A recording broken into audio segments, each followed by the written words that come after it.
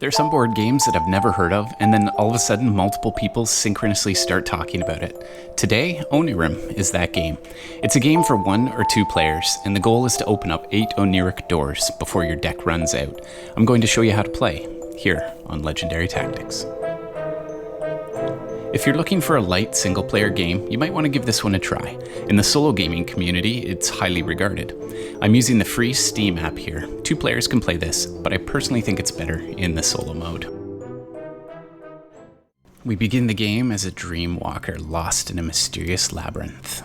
Our goal is to find the 8 Oniric doors. And Onirim is a solo game, we know that. You play against the game.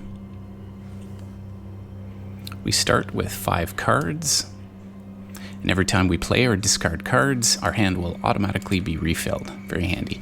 There's 3 different types of cards in the game. We've got location cards, door cards, and dream cards. This is a location card. Each location card has a color, red, and a symbol, the sun. There's 4 different colors, red, green, blue, and brown. This is the brown, and they have 3 different symbols, sun, moon, or key. This is the deck down at the bottom. It's where your cards are drawn. If the deck is ever reduced to 0, then we lose the game. The labyrinth is up at the top. This is where we play location cards in order to discover the Oniric doors. And we've got the discard pile down in the corner if you don't want to play. We've got 8 Oniric doors over here. 2 red, 2 blue, 2 green, 2 brown. Find all 8 and we escape the labyrinth to win. There's 2 ways to discover one of these doors. The first is to play 3 cards of the same color in a row into the labyrinth. The second is to have a key that corresponds to the color in hand when you're drawing a door. And I'll show you all of this through the tutorial here.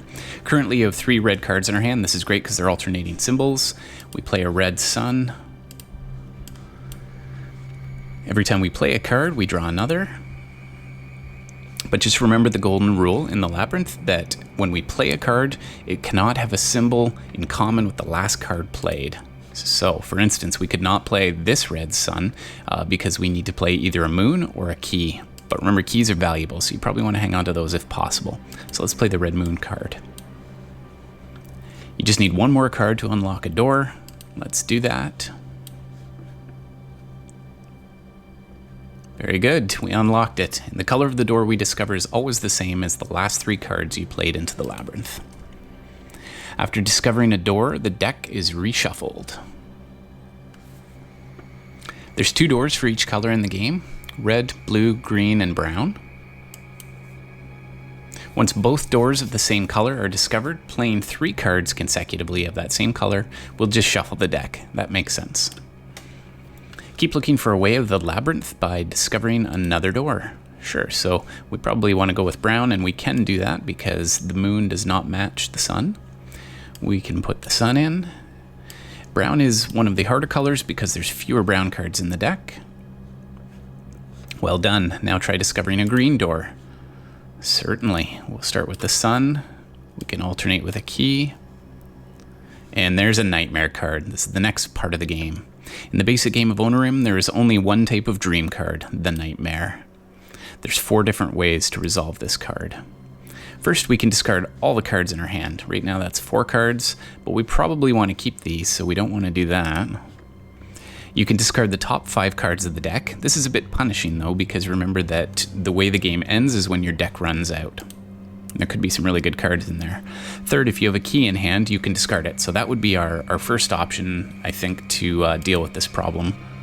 Finally, if you have at least 1 discovered door, you can send this door into limbo. Ooh, boy, okay, so working backwards. Limbo is a temporary space for cards. That's over here on the left. They're going to be reshuffled into the deck at the end of the turn. Using the blue key, at this point, we'll get rid of this nightmare. So let's do that. When selecting one of the 4 options, you need to confirm your choice by selecting the highlighted zone. So we'll have to click up here. Brilliant. After it's resolved, we automatically draw cards until our hand is full of location cards. Aha, but we pulled a door card here. And so when that happens, there are 2 possible outcomes. If you have a key in your hand that's the same color as this door we just drew, then you immediately discard it to unlock the door. So that's obviously the best option for us. If we don't have a key, which we don't, there's no red key in hand, then the door is placed into the limbo. Bye-bye. But don't worry. When your hand is finally full again, all the cards in limbo get reshuffled back into the deck, so it just cycles around. There's 10 nightmare cards shuffled into the deck in each game. You can see how many nightmares remain in your deck here. There's 9. Play the green sun to discover your third Oniric door. Awesome. Well, the tutorial's setting this up very nicely for us. Probably won't be this easy when we play a real game, but remember that playing a 4th or 5th card of the same color in a row does nothing. However, playing a 6th card of the same color would trigger another door discovery if doors of that color remain to be discovered. So that's cool. Now you've got 3 blue cards in hand, but in order to play them, you need to start with a sun. So we'll play our red moon to make that transition. Discover the blue Oniric door, start with the sun. Aha, there's the door, and we've got the key. So we do have the key, so we'll slide this to the right. And you do have the option of sliding it to the left, but we're not going to do that. So this would put the door over into the limbo, and then it would get reshuffled back in. Discover the blue Oniric door. Great, we need to get that moon. There's a nightmare just to slow us down a little bit. Oof. So we don't have a key at this time. So we're going to have to resolve this with the second option, which is discarding the top 5 cards of the deck. All right. And we have to confirm down here. Every location card that's drawn is placed in the discard pile. Oh, that's a shame. Every door or dream card is placed into limbo. Oh, okay. So the dream cards, unfortunately, are going to come back into the game, but fortunately for us, the door cards will as well. So we probably, when we're discarding like that, it's really the main penalty is losing these location cards. Remember, the cards in the limbo will only be shuffled back into the deck when our hand is full again. Ooh, another nightmare. Punishing. Yes, this can happen. Try resolving this nightmare by using our first option, which is discarding all the cards in our hand. Now, this is unfortunate because we do have the final blue sun that we need to finish there. So we'll have to find, and I mean, this is the challenge of the game. So yes, we will confirm that. When you choose this option, you draw a new handful of location cards only, and this means that the door cards and the dream cards are sent into a limbo. All right, we need that brown door. Now, you don't want to play any of your cards in hand, since you only need 1 more blue card to get the blue Oniric door. So we're going to need to discard. Oh, yeah, we want to keep the green key. It's more valuable. We do have both green doors, so we're going to choose to discard the green. Still no blue card. We don't really need that green card either. Finally, discover the blue door. Here we go. Great, we've got 1 of each now. With 5 out of 8 doors discovered, we're on our way out of this labyrinth. Perfect. However, there are still many nightmares left in the deck. They could compromise our goal.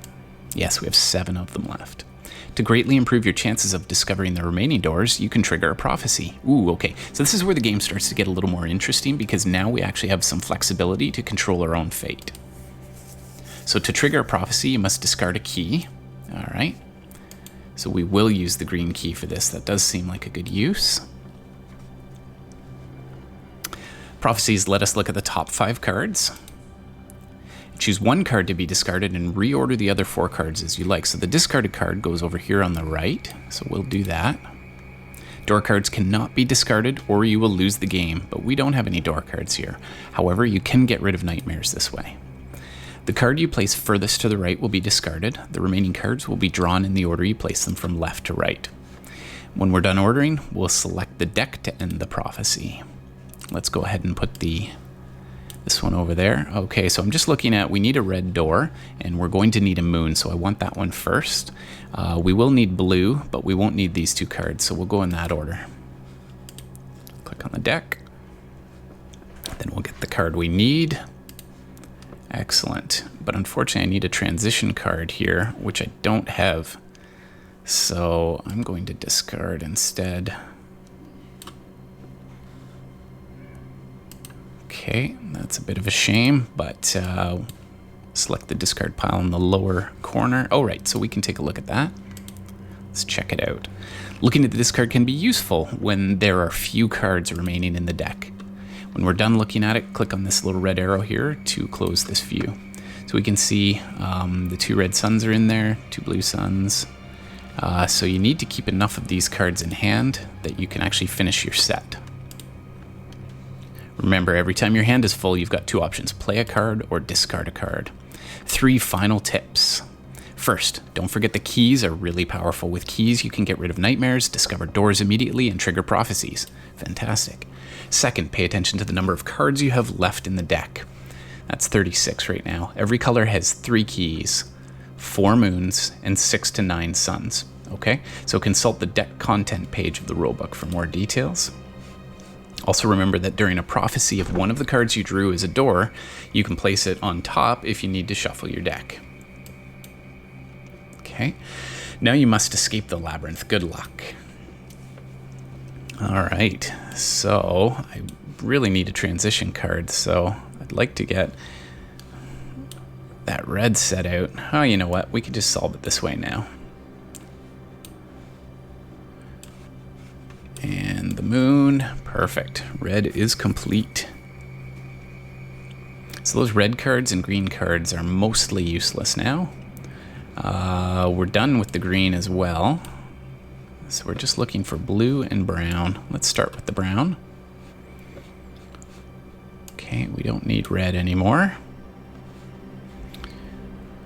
I could do a prophecy here actually to expedite things.